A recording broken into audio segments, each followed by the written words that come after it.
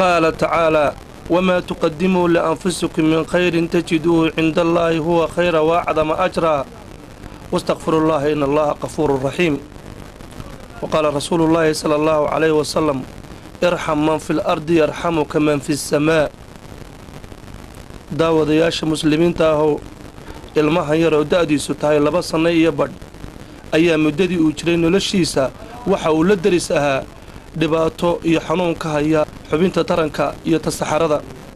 waxaanu ilmahani ka kaajaa oo ka saxaroodaa labadan moolood ee ay ka muuqato naxadinta iyo cibro qaadashadu.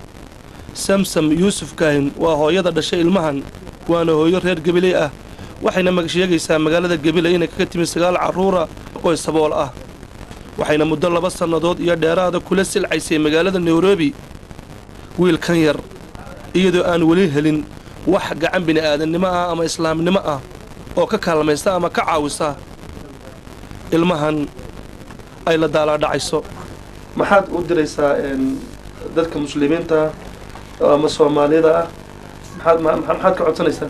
waxaan ka codsanayaa in la caawiyaan ka codsanayaa muslimiinta Soomaalida inay caawiyaan baa ka codsanayaa marka dhibtay ku haysato marka isagoo yar toddoba cisho isagoo jira la qalo operation lagu sameeyay boorna marka dabadii way fureen saxaradii kaadidana way raaciyeen xididkii kaadidana marka waxaan dhakhtarku bilaash buu nahaa laakiin wax kale oo la siinayna ma jirto.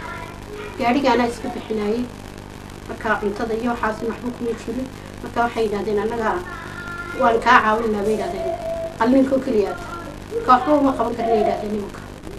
haddaba daawadayaal bisha barakowsan ee Ramadaan awgeed dadkiina muslimiinta ee daawanaya waxaa si naxariisi ku jirto aanu idinka codsanaynaa in wixii aad tari kartaan ilmahan yar ee dhibaatadu hayso oo har iyo habeen toonan inta badan aan seexan inaad wixii aad kari kartaan ugu soo hagaajistaan telefoonnada shaashadda ku qoran oo kala ah ka xafiiska Home Cable TV iyo maamada ilmahan dhashay telefoonkeeda.